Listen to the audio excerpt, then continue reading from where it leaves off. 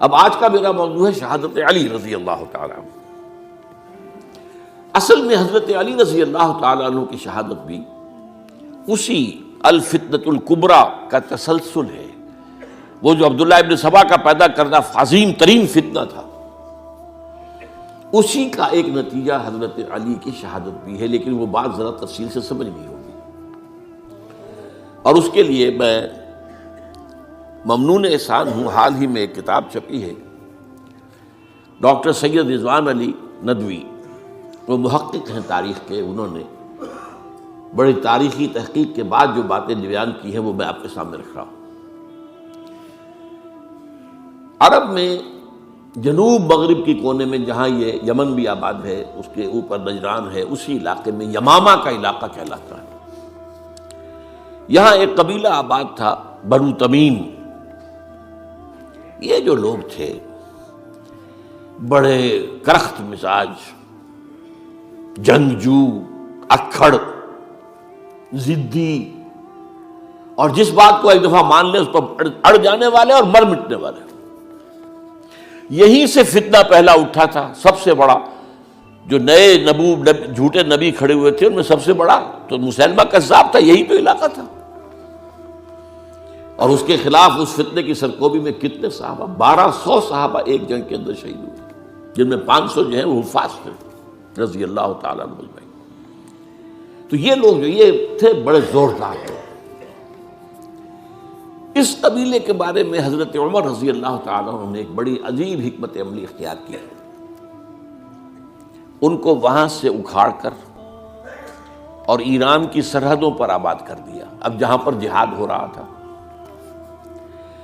تاکہ ان کے اندر جو یہ جنگجوئی ہے یہ اب اس مقصد کے لیے استعمال ہو، اب وہ دارالاسلام کی توسیع کے مقصد کے لیے استعمال ہو۔ اور وہ ہوئی۔ حضرت عمر نے 2 چھاونیاں بنائی تھی رضی اللہ تعالیٰ، کوفہ اور بصرہ، کیونکہ ظاہر بات ہے کہ اب جو اسلام کا دائرہ پھیل رہا تھا اور اسلامی حکومت پھیل رہی تھی، اور زیادہ تر جو ہے مشرق کی طرف پھیل رہی تھی، ایران اور خراسان وغیرہ کی طرف۔ تو اب مدینے سے اس کا کنٹرول اتنا آسان نہیں تھا، فاصلہ تھا، تو چھاونیاں بنائیں تاکہ یہ اس سرحد کے اوپر یہ موجودہ مرکز رہے، یہاں فوجیں موجود رہیں، کہیں کوئی بغاوت ہو تو اس کو کچلنے کے لیے وہ قوت فوری طور پر دستیاب ہو سکے۔ یہ لوگ ہیں کہ جو عبداللہ ابن سبا کی فتنے سے سب سے زیادہ متاثر ہوئے۔ ان کی مزاج میں وہ کجی تو تھی نا۔ حضرت عمر بھی ان کا جو ایک مضبوط کنٹرول تھا انہیں دبائے رکھا ہے، اور ان کا رخ جو ہے ایک دوسری طرف موڑ کر اس سے اسلام کو فائدہ پہنچایا۔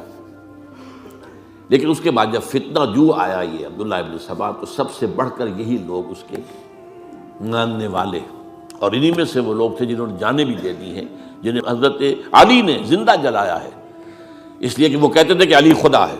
اے علی تم خدا ہو، تم ہمیں آگ میں جلا رہے ہو، یہ تو تم ہمارا امتحان لے رہے ہو۔ وَلَنَبْلُوَنَّكُمْ بِشَيْءٍ مِّنَ الْخَوْفِ وَالْجُوعِ وَنَقْصٍ مِّنَ الْأَمْوَالِ وَالْأَنفُسِ وَالثَّمَرَاتِ۔ اب وہ اس آیت کو اپنے اوپر منطبق کر رہے ہیں۔ تو یہ جو کرخت لوگ تھے، انہوں نے در حقیقت جو ہے عبداللہ ابن سبا کے کردار میں سب سے بڑا رول پلے کیا، اور انہی کے ہاتھ میں حضرت عثمان شہید ہوئے رضی اللہ تعالیٰ۔ اور اس کے بعد انہوں نے حضرت علی رضی اللہ تعالیٰ عنہ کو اپنے گھیرے میں لے لیا، کیونکہ انہی کی کثیر تعداد موجود تھی مدینے میں جب حضرت عثمان شہید ہوئے۔ اس کے بعد اب ظاہر بات ہے کہ کوئی نہ کوئی تو خلیفہ ہونا چاہیے تھا۔ حضرت طلحہ سے کہا گیا، انہوں نے معذرت کر لی، حضرت زبیر سے کہا گیا، انہوں نے معذرت کر لی۔ اب ظاہر بات ہے کہ حضرت علی آخر امت کو چھوڑا تو نہیں جا سکتا تھا بغیر امام کے، انہوں نے قبول کر لی، اگرچہ حضرت حسن روکتے رہے کہ ابا جان یہ ان لوگوں کی بیعت جو ہے آپ قبول نہ کیجیے۔ حضرت حسن تو ان میں سے ہیں جو حضرت عثمان کے دروازے پر کھڑے تھے پہرے دار کی حیثیت سے، حسن اور حسین رضی اللہ تعالیٰ عنہ، انہیں تو معلوم تھا فتنہ جو کون لوگ ہیں۔ اس کے بعد حضرت علی رضی اللہ تعالیٰ عنہ نے اسی حکمت سے، جس حکمت کے تحت حضرت عمر نے یہ چھاونیاں آباد کی تھی، دارالخلافہ بھی مدینے سے کوفہ منتقل کر دیا، تاکہ پورے عالم اسلام کو کنٹرول کیا جا سکے اس مرکز کے ساتھ۔ اس کا نتیجہ یہ نکلا کہ اب گویا کہ حضرت علی کے گرد ان لوگوں کا گھیراؤ مکمل، کوفے میں یہی تو آباد تھے، کوفی یہی تو تھے، حضرت عمر نے انہیں لا کے یہاں آباد کیا تھا۔ جب حضرت علی نے کوفے کو اپنا دارالخلافہ قرار دیا تو گویا کہ ان کا پھر عمل دخل بہت بڑھ گیا۔ ایک طریقے سے یوں کہا جا سکتا ہے کہ انہوں نے اب حضرت علی رضی اللہ تعالیٰ عنہ کو اپنے محاصرے میں لے لیا۔ چنانچہ جنگ جمل کے موقع پر یہ ہوا ہے کہ صلح ہو گئی تھی، حضرت عائشہ رضی اللہ تعالیٰ عنہ کے جو نمائندے تھے اور ادھر سے حضرت علی، صلح ہو گئی تھی، طے ہو گیا تھا کہ ہاں قاتلین عثمان کو جو ہے ان کو سزا دی جائے گی، قصاص لیا جائے گا حضرت عثمان کے قتل کا۔ لیکن ان لوگوں نے 10,000 آدمی کھڑے ہو گئے کوفے کے اندر، ہم سب قاتل ہیں عثمان کے، لو قصاص ہم سے اگر لے سکتے ہو، جس کے نتیجے میں اور انہوں نے جنگ شروع کر دی۔ اور جب جنگ شروع ہو جائے تو پھر اس کے بعد تو کوئی نہیں دیکھ سکتا کیوں شروع ہوئی، کیسے شروع ہوئی، کس نے شروع کی۔ اب تو یا مارو یا مرو، دو ہی باتیں ہوتی۔ 10,000 مسلمان ایک رات میں شہید ہوئے جنگ جمل میں۔ اب اس کے بعد حضرت علی رضی اللہ تعالیٰ عنہ کی خلافت جو ہے حضرت امیر معاویہ نے ماننے سے انکار کر دیا۔ جب تک قاتلین عثمان کو سزا نہیں دیتے ہم بیعت نہیں کریں گے۔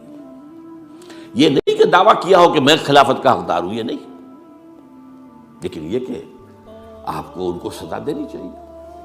اب یہ تھا وہ مخمصہ جس میں حضرت علی رضی اللہ تعالیٰ عنہ وہ فرماتے تھے تو میرا ساتھ دو تو میں ان قاتلین عثمان سے سزا جو ہے ان کو سزا دے سکوں۔ ادھر انہیں پتا تھا کہ میں سرنڈر کرتا ہوں تو مجھے علی تک تو پہنچنے کوئی نہیں دے گا، راستے میں ختم کر دیں گے رضی اللہ تعالیٰ عنہ۔ تو یہ پیچ تھا ایک جو ایسا پڑا ہے۔ اب اس میں جب حضرت معاویہ اور حضرت علی کے مابین فیصلہ کن جنگ ہوئی، جنگ صفین جسے کہتے ہیں، جس میں 70,000 مسلمان ایک دوسرے کی تلواروں، تیروں، نیزوں سے قتل ہوئے۔ اس موقع پر حضرت معاویہ کی طرف سے ایک آفر آئی، قرآن مجید کو نیزے پر اٹھا کر لوگوں نے کہا کہ یہ خونریزی بند کر دو، ہم قرآن کا فیصلہ ماننے کو تیار ہیں۔ حضرت علی دیکھ رہے تھے کہ یہ اصل میں میری فتح کو شکست سے بدلنے کا پروگرام ہے، تقریباً فتح میری ہو چکی ہے، لیکن یہ جو طبقہ تھا یہ انہوں نے کہا نہیں بڑی ٹھیک بات کہہ رہے ہیں، وہ مانیے ان کی بات، جنگ بند کی۔ انہوں نے ہی یہی لوگ تھے جنہوں نے مجبور کیا حضرت علی کو کہ وہ تحکیم پر رضامند ہو جائے۔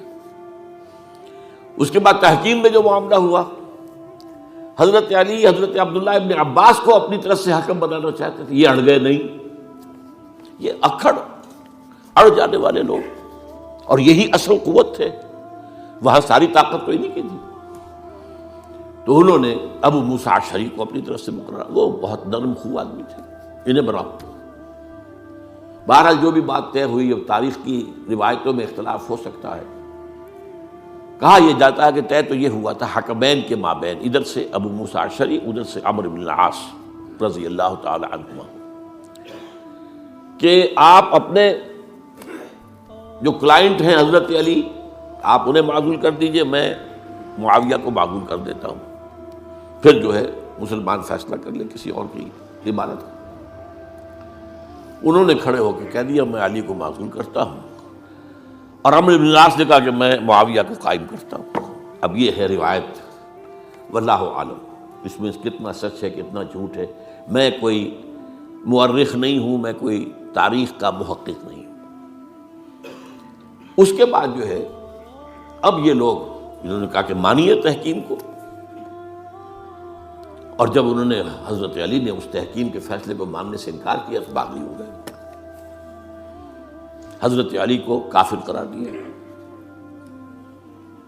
اور جا کر ایک جگہ پر حرورہ ایک جگہ تھی وہاں پر جا کے جمع ہو گئے، جتھا بندی کی بہت بڑی طاقت پر وہاں کر۔ انہوں نے طے کیا کہ علی بھی کافر ہو گیا، معاویہ بھی کافر ہو گیا، عمرو بن العاص بھی کافر ہو گئے، سب کافر ہیں۔ حضرت علی کی طرف سے ایک گئے سفیر ان سے بات کرنے کے لیے، تو انہوں نے کہا تم ہی نے تو کہا تھا کہ تحکیم کو تسلیم کرو، کہ ہاں ہم نے گناہ کیا تھا، کفر کیا تھا، ہم توبہ کی ہم نے. اگر علی بھی مان لے کہ میں نے مان کر کفر کیا تھا، اب میں توبہ کرتا ہوں، تو ہم ان کی بات مان لیں گے. اب حضرت علی اس طرح کا جھوٹ کیسے بولتے؟ انہوں نے تو کوئی کفر نہیں کیا تھا. بہرحال انہوں نے پھر بھی نرمی برتی کہ دیکھو اگر تم کوئی خونریزی نہیں کرو گے، فساد نہیں مچاؤ گے، تو میں تمہیں کچھ نہیں کہوں گا. لیکن وہ اپنی ان شرارتوں سے بعد نہیں آئے. تو پھر تیسری جو بڑی جنگ ہوئی ہے ان جنگوں میں، جنگ نہروان کہلاتی ہے، حضرت علی کی جنگ خوارج کے ساتھ، جس میں 4000 خارجی جو ہیں وہ قتل ہوئے. اور یہ بات اب آپ نوٹ کر لیجئے کہ یہ لوگ جیسا کہ اکھڑ بھی تھے لیکن اپنی بات پر ڈٹ جانے والے تھے، لیکن ساتھ ہی دیندار بھی تھے، نمازی اور روزہ دار بھی تھے. یہ اس طرح کے لوگ نہیں تھے کہ جو فاسق اور فاجر، بس یہ مزاج کا ایک ہے جو بات دل میں بیٹھ گئی اڑ گئے. تو یہ اصل میں انہوں نے پھر فیصلہ کیا کہ اور تو ہمارے بس میں اب کچھ نہیں ہے، ان تینوں کو قتل کر دیا جائے، علی کو بھی اور معاویہ کو بھی اور عمرو بن العاص کو بھی. تو ایک جگہ ان کی سازش ہوئی، 3 آدمی معین ہو گئے، ایک ہی وقت کا طے فیصلہ ہو گیا، فلاں تاریخ کو فجر کے وقت تم جاؤ، وہ تم کوفے کی جامع مسجد میں، جب علی نماز جماعت کرا رہے ہو خنجر مارو انہیں. اور یہ اس کا نام ابن ملجم تھا، خارجی، یہ وہی لوگ بنو تمیم کے لوگ. دوسرا جو تھا وہ دمشق میں حضرت معاویہ کو قتل کرنے، شہید کرنے کے لیے پہنچ گیا. تیسرا مصر پہنچ گیا حضرت عمرو بن العاص کو. اب یہ بات اللہ کی طرف سے ہے، یہ تو اس کی مشیت ہے، اس کا فیصلہ ہے. حضرت علی پر وار کارگر ہوا، اب شہید ہو گئے. حضرت معاویہ پر وہ وار ذرا اوچھا پڑا، زخمی تو ہوئے لیکن آپ کی جان بچ گئی. عمرو بن العاص اس روز مسجد میں کسی معذوری کی وجہ سے، عذر کی وجہ سے فجر میں آئی نہیں سکی، لہذا حضرت علی کی شہادت ہو گئی. اب یہ ہے اصل پس منظر، کن لوگوں نے کیا شہید، اصل میں وہ سمجھ لینے کی بات ہے. یہ خوارج نے شہید کیا، لیکن خوارج کا فتنہ سبائی فتنے ہی کا آف شوٹ ہے، اسی کے ذیل میں ہے، اسی کی ایک شاخ ہے، اسی کا ایک نتیجہ ہے. یہ خوارج جو ہے بعد میں بھی ان کی مسلسل جو ہے وہ جنگیں رہی ہیں. بہرحال اس صورتحال کو یہ سمجھ لیجئے کہ یہ خلفائے ثلاثہ رضی اللہ تعالی عنہ، حضرت عمر شہید، عثمان شہید، علی شہید. عجیب بات ہے کہ تینوں کا نام عین سے شروع ہوتا ہے، عمر عین سے، عثمان عین سے، علی عین سے، تینوں شہید ہوئے ہیں. لیکن یہ کہ یہ ہے تاریخی پس منظر.